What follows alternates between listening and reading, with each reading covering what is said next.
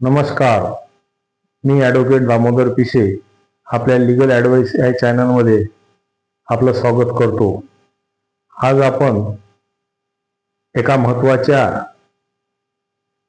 सेक्शनबद्दल चर्चा करणार आहोत आणि तो सेक्शन आहे इंडियन एव्हिडन्स ॲक्टमधील सेक्शन 27. त्यालाच doctrine of confirmation by the subsequent event असं देखील म्हटले जाते. सेक्शन 27 समजून घेण्याच्या पूर्वी आपल्याला इंडियन एव्हिडन्स ॲक्टचा सेक्शन 25 आणि सेक्शन 26 हा सुद्धा लक्षात घेतला पाहिजे.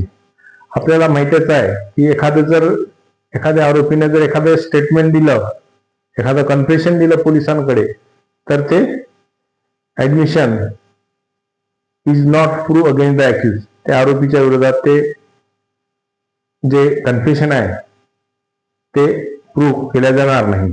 सेक्शन 25 असं म्हणतो की confession to police officer not to be prove. No confession made to the police officer shall be prove as against a person accused of an offence. असं सेक्शन 25 म्हणतो की पोलिसांच्याकडे दिलेलं कोणतंही confession shall be prove as against a person accused of an offence. No confession made to the police officer shall be prove as against a person of accused of an offence. म्हणजे पोलिसांकडे कोणतंही दिलेलं statement आहे ते त्या आरोपीच्या विरोधात prove केल्या जाणार नाही.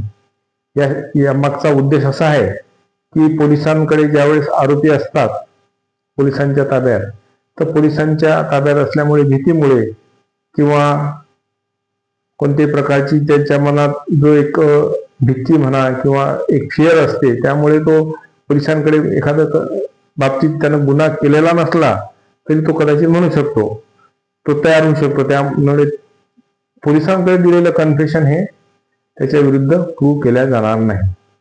त्यानंतर सेक्शन 26 जो म्हणतो की confession by accused while in the custody of police not to be prove against him.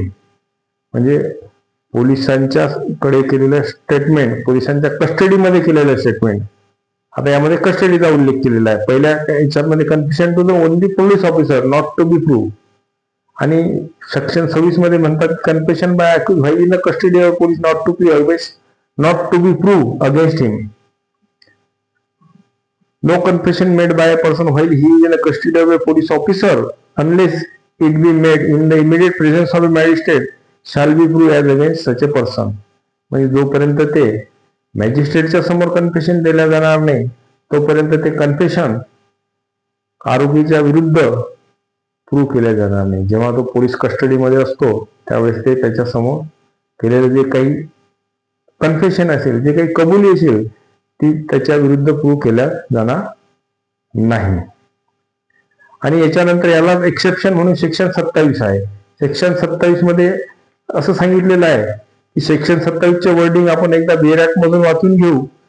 How much information receive from the accused may be prove. म्हणजे आरोपीकडून कोणती इन्फॉर्मेशन, कशा प्रकारची इन्फॉर्मेशन रिसीव्ह गेली आणि ती किती प्रूव्ह केल्या जाईल याबद्दलचं सेक्शन 27 सांगते. म्हणजे सेक्शन 27 नुसार एखादी जर इन्फॉर्मेशन आरोपीने दिली आणि ती जर खरी असली तर ती आरोपीच्या विरुद्ध प्रूव्ह केल्या जाईल.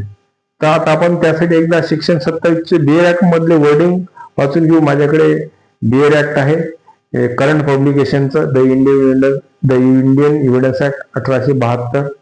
त्यानुसार आपण पाहू की how much information receive from the accused may be prove provide that when any fact is deposed to as discovered in consequence of information received from the person of accused of any offense in the custody of police officer, so much of such information, whether it amount to a confession or not, as relate distinctly to the fact thereby discovered may be proved. म्हणजे आरोपी ज्या वेळेस पोलिसांकडे कस्टडीमध्ये असतो आणि तो एखादी fact depots करतो आणि त्यानं सांगितलेल्या फॅक्ट प्रमाणे जर ती गोष्ट खरोखर आढळून आली तर ती आरोपीच्या विरुद्ध प्रूव्ह केल्या जाईल. आता आपण बेअर ऍक्ट मधली लँग्वेज समजून घेतली, पण आता आपण थोडक्या भाषेत समजून घेऊ की एखादा समजा आरोपी आहे, त्यानं पोलिसांकडे कबूल केलेला आहे की मी एका एक व्यक्तीचा खून केला आणि एक व्यक्तीचा खून करून ज्या चाकूनं खून केला तो चाकू मी एका विहिरीत टाकून दिला. आणि पोलिसांनी जाऊन त्या विहिरीत पाहिलं आणि त्या विहिरीमध्ये पोलिसांना तो चाकू आढळून आला. म्हणजे ते जे वेपन्स आहे ते पोलिसांनी तिथून रिकव्हर केलं. एवढी जी बाब आहे तीच फक्त आरोपीच्या विरुद्ध प्रूव्ह होईल.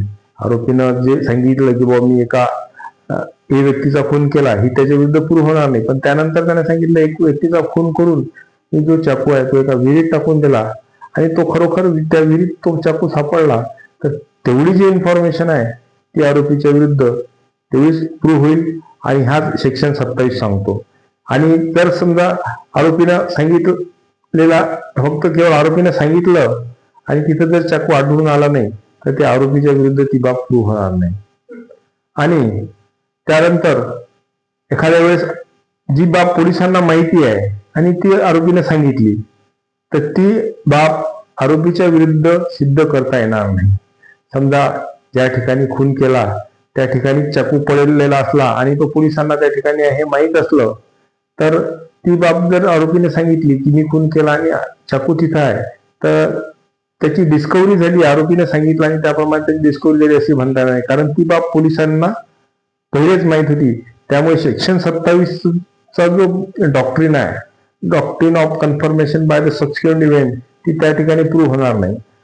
अशी बाब नवीन बाब समोर यायला पाहिजे की आरोपीने सांगितलं की मी एखाद्या व्यक्तीचा खून केला आणि डेड बॉडी आहे ही डेड बॉडी एखाद्या नदीत रोवून ठेवली, तर तिथं जाऊन ती पोलिसांनी जर तिथे जाऊन तो डेड बॉडी शोधून काढली, सर्च केला आणि ती डेड बॉडी जर तिथं मिळून आली तरच ही बाब सेक्शन 27 मध्ये ऍडमिशेबल मानलं जाईल.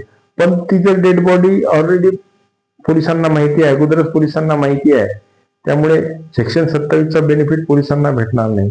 म्हणजे थोडक्यात सांगायचं म्हणजे सेक्शन 27 म्हणजे जी बाब पोलिसांना माहित नाही आणि ती आरोपीने सांगितली आणि त्या आरोपीने सांगितल्यानंतर ती बाब तिथं म्हणजे प्रूव्ह झालं, तेवढंच फक्त आरोपीच्या विरुद्ध सिद्ध करता येईल.